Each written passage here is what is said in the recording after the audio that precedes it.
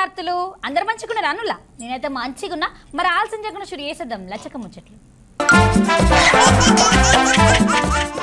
మనం ఏదన్నా మాట్లాడేటప్పుడు ఆలోచన చేసి మాట్లాడాలి అట్లా కాకుండా మాట్లాడినాక ఆలోచన చేసినాం అనుకోలి కొన్ని సందర్భాలల్లా పాపులకు ఆలోచనట్టే అవుతుంది అవు అట్లా లీడర్లు సుతం వేదికల మీద మాట్లాడేటప్పుడు అప్పుడప్పుడు నాలుక కరుచుకుంటారు ఈ ముచ్చటకి ఇప్పుడు ఎందుకు అని అంటే బీఆర్ఎస్ మీటింగ్లో మాట్లాడిన పార్టీ లీడర్ బస్వరాజు సారయ్య కాంగ్రెస్ సర్కార్ మీద విమర్శలు చేసి మళ్ళా ఆఖరికి గదే కాంగ్రెస్కు జై కొట్టిండులా కావాలంటే మీరే చూడాలి మరి ఇప్పించి మంత్రివర్గంలో స్థానం కల్పించిన నాయకుడు మన దయ అనే విషయం చెప్తున్నాను.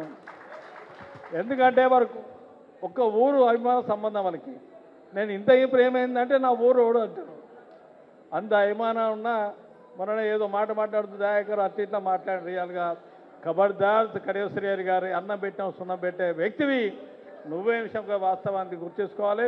ఈనాడు కేసీఆర్ గారు ప్రభుత్వంలో భారతదేశ చరిత్రలో కనివిని రీతిలో అన్ని కులాల వారికి ఆత్మగౌరవ భవనం నిర్మాణం చేసిన ఏకైక పార్టీ ఏకైక నాయకుడు మన కేసీఆర్ అనే విషయాన్ని మనం అందరం గుర్తుంచుకోవాలి. ఈనాడు మనందరం కూడా గెలుచుకుంటే మన ఆత్మగౌరవం కాపాడిన వ్యక్తి కేసీఆర్ గారు. అంతేకాదు ఇలా ఫీజు రియంబర్స్మెంట్ కారణాడు మేమందరం ఎమ్మెల్యేగా ఉన్నాం. రమణాడు ఎమ్మెల్యేగా ఉండే అన్న ఉండే ఎమ్మెల్యేగా ఉండే రాజశేఖర్ గారు ఫీజు రియంబర్స్మెంట్ పెట్టినప్పుడు అది కంటిన్యూ చేసిన వ్యక్తి మన ముఖ్యమంత్రి కేసీఆర్ గారు మనకు చెప్పారు.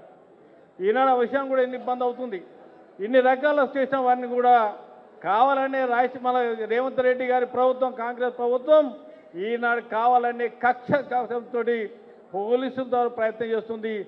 కానీ ఈనాడు తెలంగాణ ప్రభుత్వం తెలంగాణలో ఉన్న టీఆర్ఎస్ పార్టీలతో ఈ పోలీసు వేదిక ఉద్యమాలతో పుట్టిన పార్టీ కనుక అలాంటి భయాందోళన ఉండకుండా కష్టపడి తప్పనుకున్న సుధీర్ కుమార్ నీతి నియమైన దళితుడు అలాంటి వారికి ఒక నీతిమైన తెల్ల పేపర్ లాంటి వ్యక్తిని మీ అందరూ కూడా ఆశీర్వదించి దీవించి గెలిపించవలసి కోరుకునే అవకాశం కల్పించిన మా జిల్లా పార్టీ అధ్యక్షులకు రమణ వారికి ప్రత్యేకంగా ధన్యవాదాలు తెలియజేసుకుంటాను. జై కాంగ్రెస్.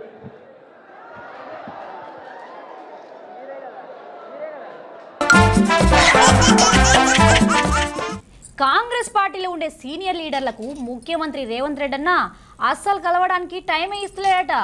ఈ ముచ్చట అంటున్నది ఎవరో కాదులా మాజీ మంత్రి హరీష్ రావు అన్న. ఇందిరాగాంధీ మెదక్ జిల్లాకు ఏం చేసింది అని ప్రశ్నిస్తాడు అన్న.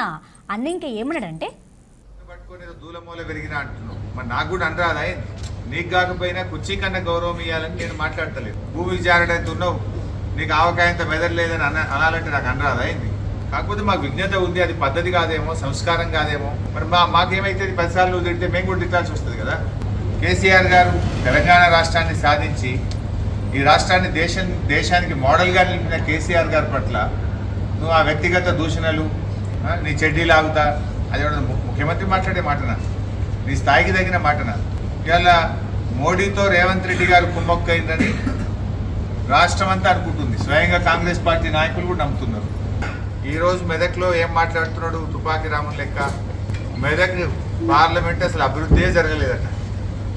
ఇందిరాగాంధీ హయాంలో జరిగిందని ఆయన కళ్ళబొల్లి మాటలు చెప్తా ఉన్నాడు. ఇందిరాగాంధీ హయాంలో జరిగింది ఏమున్నది? మెదక్ను జిల్లా చేయాలని మెదక్కు రైలు కావాలని దశాబ్దాల తరబడి ప్రజలు కోరితే నీ కాంగ్రెస్ కానీ తర్వాత నీ తెలుగుదేశం కానీ ఎన్నడూ పట్టించుకోలేదు. ఇవాళ ప్రజల కలలను నిజం చేసి మెదక్కు రైలు తెప్పించడంలో కేసీఆర్ భాగస్వామ్యం ఉంది. ఇప్పుడు మోసం చేయలేదా? డిసెంబర్ 9 తారీఖు నాడు 2 లక్షల మాఫీ చేస్తాను అవ్వా నీ పింఛన్ 2000 వస్తుంది. మళ్ళా నెల డిసెంబర్ 9 నాడు 4000 ఇస్తాని 42 లక్షల మంది అవ్వాతాతల్ని మోసం చేసింది నిజం. అడుగడుగున మోసం నీ నైజం. ఏమైనా మాట్లాడితే కొన్ని స్టాండర్డ్ డైలాగులు కొడుతుంటాడు నేను. కారు ఇనుప సామాన్కి అమ్ముకోవాలి. ఇది కారు ఇనుప సామాన్కి అమ్ముడు కాదు. నీ కాంగ్రెస్ పార్టీ చెయ్యి చచ్చుబడేది ఖాయం గుర్తుపెట్టుకో. నాకు అపాయింట్మెంట్ ఇస్తలేడని నీ కాంగ్రెస్ పార్టీ మాజీ మంత్రి మోత్కుపల్లి నరసింహులు ప్రెస్ మీట్ పెట్టిండు. ప్రజలను కలుసుడు దేవుడేరు కానీ కాంగ్రెస్ పార్టీ సీనియర్ నాయకులకే నీ అపాయింట్మెంట్ దొరకలేదు. జరిగిన మేలు గురించి చెప్పాడు. మరి కొన్ని లక్షల మందికి కాలువల కింద నీళ్ళు వచ్చి రైతుల జీవితాలు బాగుపడ్డాయి కదా, అది నీకు కనబడతలేదు. నీ కళ్ళకు రేవంత్ రెడ్డి ఇంకో మాట అంటాడు, ఎక్కడి నుంచో వచ్చిన వెంకటరామరెడ్డి పోటీ చేస్తాడు అని మాట్లాడు. నువ్వెక్కడి నుంచో వచ్చి నువ్వు మల్కాజ్గిరిలో ఎందుకు పోటీ చేసినావేమన్నా? వెంకట్రామరెడ్డి గారు ఈ పార్లమెంట్ నియోజకవర్గ ఓటర్. ఆయన స్థిర నివాసం ఉండేదే మెదక్ పార్లమెంట్లో. ఆయన పనిచేసింది 20 ఏళ్ళు మెదక్లో. నువ్వు పోయి మల్కాజ్గిరిలో చేస్తేనేమో ఒప్పు అవుతుంది. ఇక్కడ ఓటు హక్కు ఉండి ఇక్కడ జీవించి ఇక్కడ ఇల్లు కట్టుకొని ఈ పార్లమెంట్లో ఉన్న వెంకట్రామరెడ్డి గారిని నువ్వు తప్పంటే ఇది జోక్ అయిపోతుంది, హాస్యాస్పదం అవుతుంది. నీకెవరో స్క్రిప్ట్ రైటర్ సరిగా లేడు, జర చూసుకో, సరి చేసుకో. గంజాయి అక్రమ రవాణా చేసేటోళ్ళు సందు దొరికితే చాలు ఎట్లనో తీరుగా పోలీసు వాళ్ళ కళ్ళు కప్పి పోదామని చూస్తారు. అయితే వాళ్ళకంటే తెలివివంతులు కదా పోలీసులు, వాళ్ళ ఆటలు సాగనీయకుండా చేస్తారు. అగో అట్లా గంజా గ్యాంగ్ను పట్టుకున్నారు. ఇక కడవ ముచ్చట పోలీస్ సార్ చెప్తాను ఈనులే. మరి ఛత్తీస్గఢ్ నుండి గాంజా తీసుకొని కరీంనగర్ డైరెక్ట్ బస్సులో, ప్రైవేట్ బస్సులో వచ్చారు. సో ఇతను యాజ్ ఎస్కాట్ వచ్చారు. ఇద్దరు పిల్లలకి, వాళ్ళిద్దరు మైనర్ అనుపమ్ దాస్, నరేందర్ చంద్రియా, వీళ్ళిద్దరు ఒడిశా చెందిన వాళ్ళు జగదల్పూర్లో పని చేస్తున్నారు. వీళ్ళ ఇద్దరికి డబ్బులు ఇస్తాను, ఫోన్ కొని ఇస్తాను. వాళ్ళ నుండి ఒక 5.2 కేజీ గాంజా ఒక ప్యాకెట్లో ప్యాక్ చేసి పంపించారు. ఇతను వికాస్ కుమార్ అదే ఎస్కాట్ వెనక లారీ డ్రైవర్ లాగా లారీలో వచ్చారు. మనం ఇతన్ని పట్టుకున్నాము. పట్టుకున్న తర్వాత ఇతను ఇదే రెగ్యులర్ బిజినెస్ చేస్తారు. ఇంతకుముందు కూడా 2-3 సార్లు వచ్చారు. ఇక్కడ కరీంనగర్ వచ్చారు. కరీంనగర్ నుండి ఇక్కడ వెమ్లవాడ సిరిసిల్ల కూడా ఇంతకుముందు అమ్మారు. ఇప్పుడు ఇతను పట్టుకున్నాము. రిమాండ్ పోతారు. ఇది కాకుండా కూడా మనం ఇప్పుడు లిస్ట్ ప్రిపేర్ చేస్తున్నాము. ఎవరెవరి పిల్లలు కూడా గాంజా తాగుతున్నారు వాళ్ళు కూడా పేరెంట్స్కి పిలుస్తున్నాము. అది కూడా రెగ్యులర్గా కౌన్సిలింగ్ జరుగుతుంది. ఎవరెవరి పిల్లలు తాగుతున్నారు ఒక్కసారి వార్నింగ్ ఇస్తున్నాము, వాళ్ళకి కౌన్సిలింగ్ చేస్తున్నాము. మళ్ళీ దొరికితే దానిపైన కేసు అవుతుంది. కేసు అయితే తర్వాత ఇబ్బంది అవుతుంది. 67 ఏళ్లల్లా కాంగ్రెస్ పార్టీ చేసిన అవినీతిని అంతం చేస్తున్నాం అంటాడు కేంద్ర మంత్రి బీజేపీ రాష్ట్ర అధ్యక్షుడు కిషన్ రెడ్డి అన్న. బీజేపీ పార్టీ కార్యాలయంలో బీజేపీ మేనిఫెస్టోను విడుదల చేసిండు. అటెంకా కిషన్ అన్న గట్లనే రాజ్యసభ సభ్యులు లక్ష్మణ్ అన్న యోగిట్లా మాట్లాడిల్లా. 100 రోజుల యాక్షన్ ప్లాన్ నేపథ్యంలో దేశ ప్రజల ముందు పెట్టబోతున్నామని ఈ సందర్భంగా మనయేస్తున్నాం. 3 దశాబ్దాల తర్వాత నరేంద్ర మోడీ గారి నేతృత్వంలో ఒక స్టేబుల్ గవర్నమెంట్, ఒక సుస్థిరమైనటువంటి, ఒక సమర్థవంతమైనటువంటి ప్రభుత్వం ఈ దేశంలో ఏర్పడింది. కర్ఫ్యూలు లేనటువంటి భారతాన్ని, బాంబు పేలులు లేనటువంటి భారతాన్ని, ఆర్డిఎక్స్ పేలులు లేనటువంటి భారతాన్ని నిర్మాణం చేస్తా ఉన్నాం. పోలీసుల మీద రాళ్ళు ఉరవలేనటువంటి భారతాన్ని ఈరోజు నరేంద్ర మోడీ గారు గ్యారంటీ పేరుతో నిర్మాణం చేస్తా ఉన్నాం. 75 సంవత్సరాలుగా భారతదేశాన్ని అనేక రకాలుగా కాల్చుక తిన్నటువంటి పాపం ఈరోజు పాకిస్తాన్ అనుభవిస్తూ ఉన్న విషయాన్ని ఈ సందర్భంగా మనం ఇస్తున్నాం.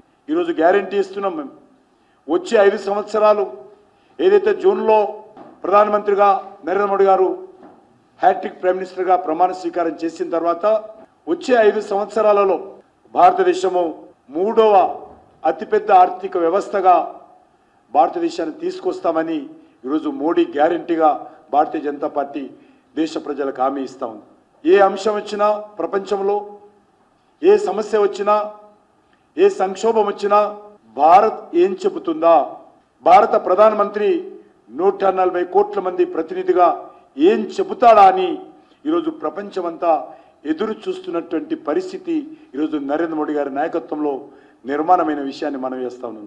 భారతదేశం యొక్క సమగ్రతను, సమైక్యతను కాపాడుతూ అభివృద్ధి ధ్యేయంగానే, పేదల సంక్షేమంగానే ప్రజలు సంకల్పించినటువంటి వికసిత భారత్గా మోదీ గారు సంకల్ప పత్రాన్ని, వికసిత భారత్ కోసం బీజేపీ పాటుపడతా ఉంటే విభజన భారత్ కోసం వాళ్ళ కాంగ్రెస్ వారు ఎన్నికల్లో ఏ రకమైనటువంటి కుట్రలు కుతంత్రాలు పంటున్నారో అను దేశాన్ని భ్రష్టు పట్టించి పూర్తిగా అవినీతి కుంభకోణాల్లో కూరుకుపోయిన ఆ దేశాన్ని ప్రజలు మార్పు కోసం మోదీ నాయకత్వాన్ని విశ్వసించి 2014లో మోదీ గారికి అవకాశం కల్పిస్తే ఈ 10 సంవత్సరాల్లో మోదీ గారు వారు చేసినటువంటి అభివృద్ధి, పేదల సంక్షేమము, సాధించిన విజయాలు, చరిత్రాత్మకమైన నిర్ణయాలు, 12 లక్షల కోట్లు దోచుకున్నటువంటి యూపీఏ పేరు మారినంత మాత్రాన వాళ్ళ విధానాలు మారలేదు, వారి ఆలోచనలు మారలేదు, ఆ నాయకులు కూడా మార్పు లేదు. వాళ్ళందరూ కూడా ఒక కూటమిగా ఏర్పడి ఇవాళ ఇండి కూటమిగా కొనసాగుతుంది. భారతీయ జనతా పార్టీని మరోపారి గెలిపిస్తే దేశానికి చాలా ప్రమాదం అని అంటాడు సిపిఐ లీడర్ కూనమనేని సాంబశివరావు.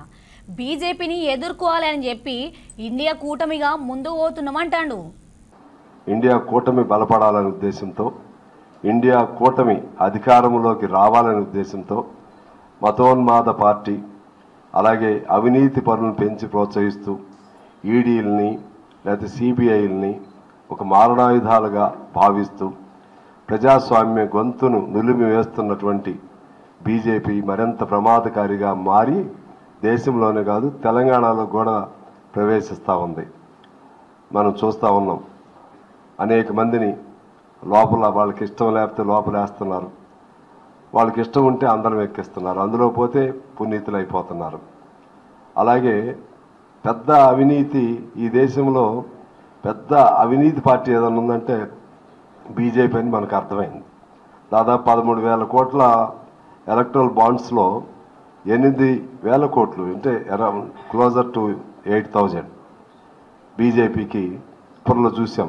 కాంగ్రెస్కి ఇవాళ ఖర్చులు కూడా లేకుండా వాళ్ళపైన వాళ్ళకున్న డబ్బులు కూడా ఖర్చు పెట్టుకోకుండా బ్యాన్ పెట్టడం, ఇక ఆఖరి మా సిపిఐ పార్టీ మీద కూడా మాకు కూడా 11 కోట్లు పెనాల్టీ వేయటం, ఇటువంటి ఈ విధమైనటువంటి అప్రజాస్వామికంగా నిరంకుశత్వంతో ఒక నయా హిట్లర్ లేదా నయా ముస్సోలిన్ లాగా ఆయన తాను నీతివంతుడిలాగా ఆ విధంగా అభినయం చేస్తూ లోపలంతా ఒక రాచరిక లక్షణాలతో ఉన్న ప్రధానమంత్రి. దానికి ఆయనకు స్వేచ్ఛ ఇచ్చేసింది ఆర్ఎస్ఎస్. స్వేచ్ఛ ఇవ్వటం మనం అనేకం ఆ జోలికి నేను వెళ్ళను, భట్టి గారు చెప్తారు. ఎంపీ ఎన్నికల తర్వాత బీఆర్ఎస్ పార్టీ దుకాణం బంద్ అవుతుందంటారు కాంగ్రెస్ లీడర్లు. ఈ ఎలక్షన్ల బీఆర్ఎస్ బీజేపీని ఓడించాలి అన్నారు. మెదక్ జిల్లాలో జరిగిన బహిరంగ సభల మంత్రులకి ఇట్లా మాట్లాడేలా. ఈనాటి ఉత్సాహము, మీ నమ్మకము, నాయకత్వం మీద ఉన్న ప్రేమని చూస్తుంటే తెలంగాణ రాష్ట్రంలో రేపు 15 స్థానాలు కాంగ్రెస్ పార్టీ గెలవబోతున్నది. 9.5 సంవత్సరాల సుదీర్ఘ దొరపాలన, స్వేచ్ఛ లేని పాలన, దోపిడీ పాలన, మౌనంగా ప్రజాస్వామ్యంలో ఓటు ద్వారా రేవంత్ రెడ్డి గారి నాయకత్వంలో ప్రజలు తిరగబడి దొరపాలనకు చరమగీతం పాడి ఇలా రేవంత్ రెడ్డి గారిని కాంగ్రెస్ పార్టీని ముఖ్యమంత్రిగా చేసి 6 గ్యారంటీలలో 4 గ్యారంటీలు నిలబెట్టుకున్న చరిత్ర రేవంత్ రెడ్డి గారిది, కాంగ్రెస్ పార్టీది. 4 నెలల ముందు వరకు ఉన్న ముఖ్యమంత్రి గారు 4 నెలల అయింది దిగిపోయని తెలియక ఇంకా తనే ముఖ్యమంత్రి అనే సోయిలో ఉండి తనే ముఖ్యమంత్రి అని ఊహాజనకంగా ఆలోచిస్తూ ఏదో ఎర్రివాగుళ్ళు వాగుతున్నారు. మీ అందరికీ తెలుసు, తెలంగాణ ప్రజలు కర్రు కాల్చి వాత పెట్టి ఫామ్ హౌస్కే కేసీఆర్ గారిని పరిమితి చేశారన్న సంగతి మీ అందరికీ తెలుసు. కానీ వారు ఇంకా గ్రహించట్లే, వారు మర్చిపోతున్నారు. ఇంకా ముఖ్యమంత్రి అనే దొరపోకల్లోనే వారి భాష ఉంది. మాట మాట్లాడితే కాంగ్రెస్ పార్టీ దిగిపోతుంది, కాంగ్రెస్ పార్టీ నుంచి 20 మంది వస్తారు, 30 మంది వస్తారని చెప్తారు. ఏమి చూసి నీ పార్టీలోకి వస్తారని నీ గడ్డని నువ్వు చెప్తున్నా, నీ గడ్డ మీదకి వచ్చి నేను అడుగుతున్నా.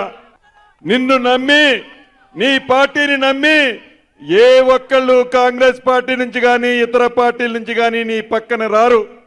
ఈ పార్లమెంట్ ఎన్నికలు అయిపోయిన తర్వాత నీ దుకాణం బంద్. నువ్వు అతి కొద్ది రోజుల్లోనే బీజేపీ పార్టీలో జాయిన్ కాబోతున్నావు. నీ ఏ పార్టీ? BJP party.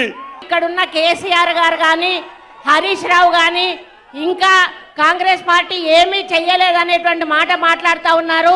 9.5 సంవత్సరాల కాలంలో మీరు చెయ్యని పనులు కేవలం 4 ఏళ్లలో చేసి చూపించిన ఘనత కాంగ్రెస్ పార్టీది, రేవంత్ రెడ్డి గారిది అని చెప్పి తెలియజేస్తా ఉన్నాను. మీకు అభివృద్ధి గురించి కానీ సంక్షేమం గురించి కానీ మాట్లాడే నైతిక హక్కు మీకు లేదు అని తెలియజేసుకుంటా ఉన్నాను. ఇక్కడి నుంచి పోటీ చేస్తున్నటువంటి టీఆర్ఎస్ అభ్యర్థి ఎంత దుర్మార్గుడో దోపిడీదారో మరి ప్రజలను ఏ విధంగా అన్యాయం చేశాడో మనందరికీ కూడా తెలుసు.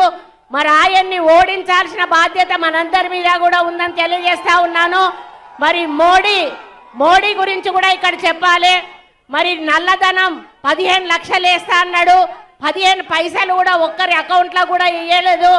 అదానీ అంబానీలకు కొమ్ము కాస్తూ నిరుపేదల జీవితాలతో ఆడుకున్న మోడీని కూడా గద్దె దింపాల్సిన అవసరం ఉన్నది. కాబట్టి అందరూ కూడా మరి మన నీలం మధు బీసీ బిడ్డ నిరుపేద కుటుంబం నుంచి వచ్చిండు, తల్లి తండ్రి లేరు. మరి మీరే తల్లి తండ్రిగా మీకు సేవ చేసుకోవడానికి మీ ముందుకు వచ్చాడు. కాబట్టి ఆయనకు చేతి గుర్తు మీద ఓటు వేసి అత్యధిక మెజారిటీతో గెలిపించాలని తెలియజేసుకుంటా ఉన్నాను. జై కాంగ్రెస్. ఈరోజు నాకు ఈ మెదక్ గడ్డ ఒక చరిత్ర ఉంది. ఇక్కడ నుంచి ఇందిరాగాంధీ గారు పోటీ చేసి ఇక్కడ నుంచి ప్రధానమంత్రి అయిన గడ్డ మెదక్ గడ్డ. ఆ మెదక్ గడ్డ మీద ఈ పేదింటి బిడ్డకు మా రేవంత్ అన్న సహకారంతో ఈరోజు మెదక్ పార్లమెంట్ సీట్ ఇచ్చిర్రు. ఆ సీటును కూడా మన అందరం కూడా మెదక్ జిల్లా ప్రజలందరూ కూడా నన్ను దీవించి కాంగ్రెస్ పార్టీకి ఓటేసి మీ అందరికీ సేవ చేసే భాగ్యం కలిగించాలి. గెలిచిన తర్వాత కూడా 7 సెగ్మెంట్లలో ఇక్కడున్న సిట్టింగ్ ఎమ్మెల్యే రోహిత్ గారిని అదేవిధంగా ఇన్ఛార్జీలను అందరినీ కలుపుకొని అక్కడ ప్రతి వారంలో ఒక రోజు అదే కాన్స్టిట్యున్సీలో ఉండి ఇద్దరం మన రాష్ట్ర ప్రభుత్వం నుంచి వచ్చే నిధులు, కేంద్ర ప్రభుత్వం నుంచి వచ్చే నిధులు తీసుకొచ్చి ఈ ప్రాంతాన్ని మొత్తం అభివృద్ధి చేసే బాధ్యత తీసుకుంటానని తెలియజేస్తున్నా. మీరందరూ కూడా చేతి గుర్తుకు ఓటేసి గెలిపించాలని మనస్ఫూర్తిగా కోరుకుంటున్నా. చేతి గుర్తుకే. సుశీలానుల్లా గివి మరి ఎట్లా లచ్చక ముచ్చట్లు. ఇంకొన్ని ముచ్చట్లు మళ్ళీ కలుస్తా. అంతవరకుంటా మరి.